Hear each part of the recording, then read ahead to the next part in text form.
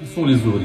Il existe trois significations du mot Zuhri. La première vient du mot arabe Zahar, qui veut dire chance, en ce sens que l'enfant dit Zuhri serait porteur de chance, serait chanceux. La seconde signification est en lien avec l'astrologie. L'enfant dit Zuhri serait né pendant l'ascendance de la planète Vénus, Zuhra en arabe, et bénéficierait donc de son influence astrale. La troisième signification vient du mot Zohar, qui désigne un livre très connu dans la Kabbale juive. Mais la véritable signification du mot Zuhri est plutôt Rouhani. Cela désigne un être avec des capacités spirituelles et extrasensorielles bien au-dessus de la moyenne, et donc avec un pied dans les deux mondes. L'origine de la tradition Zuhri remonte à une époque où les terres, les puits et les cimetières faisaient office de banque pour de nombreuses familles qui venaient y cacher leurs richesses. Dans le passé, le Maroc, par exemple, recevait une quantité importante d'or et d'argent. Les gens qui avaient l'habitude de voyager d'une ville à l'autre avaient l'habitude de cacher leurs fortunes et leurs métaux précieux en les enterrant dans le sol,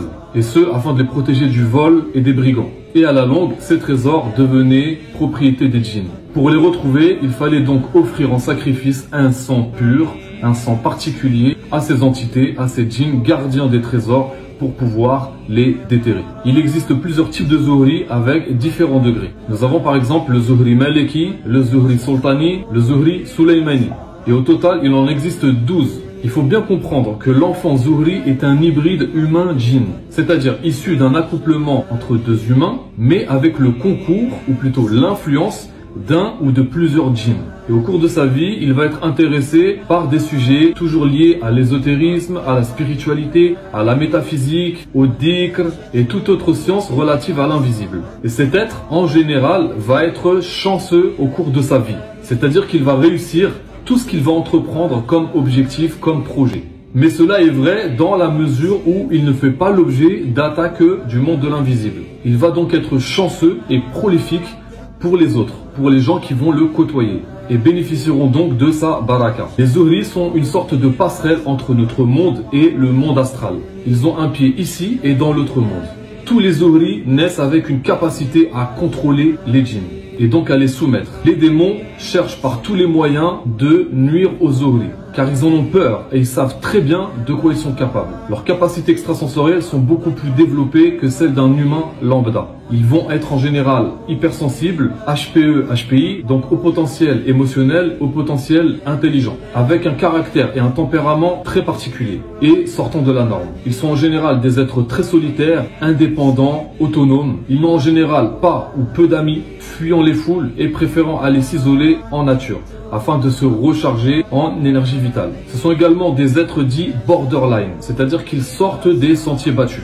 Ils sont généralement déconnectés de la réalité et attachés au ciel, parce qu'ils sont plus attirés par les mondes spirituels. En d'autres termes, ils ont la tête dans les étoiles et ont très peu d'ancrage ici et maintenant. Le Zuhri possède un magnétisme très particulier et une aura très puissante. Ce sont des guerriers nés pour accomplir une mission, combattre les forces du mal et apporter un équilibre sur la planète. Ce sont des êtres incarnés avec des contrats d'âme très particuliers. Ils ont de grandes responsabilités sur leurs épaules. C'est pourquoi il leur est nécessaire de développer un état de spiritualité, un état de maturité adéquate pour mener à bien la mission avec laquelle Allah les a mandatés. Il faut comprendre que les Zuhri se sont incarnés à peu près depuis les années 60-70. Comme je l'ai déjà mentionné, les Zuhri ont des compétences très ciblées et très spécifiques.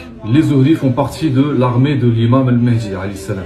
Ils sont venus avec leur mallette, entre guillemets, de compétences accumulées sur terre, chacun avec ses propres domaines d'expertise. Toutes les lignées des Zuhri sont particulièrement ciblées, attaquées, calomniées et combattues, afin d'être réduites à néant. Puisque de deux choses l'une, soit le Zuhri est dans la lumière, donc il va investir son temps à servir Allah subhanahu wa ta'ala, il va s'investir dans le dhikr, dans la méditation, dans des exercices de respiration consciente, dans des choses qui vont toujours élever son âme, soit il demeure dans les ténèbres et s'alliera au diable en se faisant allier d'eux. Je veux dire par là qu'il n'y a pas d'entre-deux, il n'y a pas de nuance de gris comme la plupart des gens. Le Zuhri soit est dans la lumière, soit il est dans les ténèbres.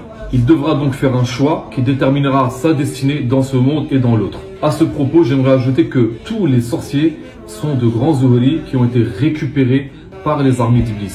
Les Zuhri sont des consciences hybrides incarnées dans des corps humains, ayant plus de 2 brins d'ADN actifs. Cette activation au niveau de leur troisième œil va leur donner une aura de couleur bleu indigo généralement. Par ailleurs, le Zuhri ne pourra pas franchir les étapes supérieures de son initiation spirituelle tant qu'il n'aura pas démantelé son ego négatif. Cet ego qui est la porte de la corruption et de l'infiltration par manque d'intégrité des hautes valeurs morales, donc les valeurs qu'Allah attend de nous. Le Zuhri va être un être extrêmement sensible aux rêves, aux songes, aux visions intérieures, aux rêves prémonitoires, aux intuitions profondes. En gros, à tout ce qui dépasse le cadre normal des choses. La plupart des Zuhri sont attaqués bien avant leur naissance dans l'utérus, dans le ventre de leur mère. Pourquoi? Parce qu'ils représentent une réelle menace pour le monde des démons, pour les armées démoniaques, les armées d'Iblis. En d'autres termes, le Zuhri est très craint par les démons. Il doit donc fournir des efforts doubles, voire triples, dans les actes de piété, dans les actes de spiritualité, pour sans cesse être dans une bulle protectrice et élever sa vibration. En cela, car il demeure une cible privilégiée. Ces mêmes attaques, ces attaques démoniaques seront tout le temps ciblées sur lui tout au long de sa vie. N'hésitez pas à vous abonner pour avoir la partie 2 où on va détailler encore plus en profondeur le sujet des Zuhri. Zuhri, partie 2. Comme nous l'avons déjà mentionné dans la partie 1, le Zuhri est un être particulier avec des capacités extrasensorielles très développées. Les Zuhri font partie de l'armée de l'imam al-Mahdi à la fin des temps. Il faut savoir que l'imam al-Mahdi est lui-même un grand Zuhri. En général, le Zuhri est quelqu'un qui va être très sensible aux rêves, aux prémonitions, aux intuitions, aux visions intérieures, aux rêves prémonitoires, en gros, à tout ce qui dépasse le cadre normal des choses. C'est un être qui va être attaqué bien avant sa naissance, au sein même de l'utérus de sa maman, car il représente une réelle menace pour les armées démoniaques, puisqu'il est très craint par eux. Il doit donc fournir des efforts doubles, voire triples, en ce qui concerne les actes de piété, les pratiques spirituelles, la droiture, le cheminement intérieur, etc. Car de toute sa vie, il va demeurer une cible très privilégiée aux attaques occultes et démoniaques. Ce qu'il faut comprendre, c'est que les Zuhri possèdent une aura très puissante, une énergie très grande, très lumineuse, une grande baraka. Par exemple, lorsqu'ils entrent dans une pièce, on va les remarquer naturellement, même si eux cherchent à être au contraire discrets. Ce sont des êtres irrésistibles, car leur aura est en constante expansion et fait du bien à leur entourage. Et ils vont être toujours prolifiques pour les autres et jamais pour eux-mêmes. Leur sang possède une vibration électromagnétique très puissante et très particulière. En effet, le sang du Zuhri est un mets très prisé par les entités démoniaques. Car quand ils s'en abreuvent, il leur donne de la force, leur puissance, leur vitesse est décuplée et ils rajeunissent considérablement. C'est une véritable fontaine de jouvence pour ces démons. Raison pour laquelle les chercheurs de trésors dans tout le Maghreb, que la malédiction d'Allah soit sur eux, sont à la recherche constante d'un enfant Zuhri, qu'ils vont sacrifier au djinn sur l'autel de Satan. Ce djinn, qui est donc le gardien du trésor, va accepter de libérer le trésor en échange de ce sacrifice. Les enfants Zuhri sont donc kidnappés et égorgés sur l'autel de Satan. Les personnes Zuhri sont des personnes très attachées aux événements de la fin des temps, à l'eschatologie, au combat final du bien contre le mal. Ils vont donc percevoir tout ce qui est intelligence artificielle, transhumanisme, les avancées technologiques modernes, le progrès, ainsi que le changement de paradigme comme étant la source de mal dans ce monde. Ce sont en général des êtres très nostalgiques et attachés au passé. Comme je l'ai dit précédemment, les Zuhri forment l'avant-garde de l'imam al-Mahdi qui est l'imam du temps et le dernier avatar divin envoyé à l'humanité pour rétablir la justice et le bien. Les Zuhri ont la sensation d'être des êtres particuliers avec une mission particulière. Ils ont la sensation d'être là pour accomplir cette mission. C'est un sentiment profond dont ils ne peuvent détourner leur attention, puisqu'ils se sentent totalement différents des autres, étrangers à ce monde dans lequel ils évoluent à contresens et à contre-cœur.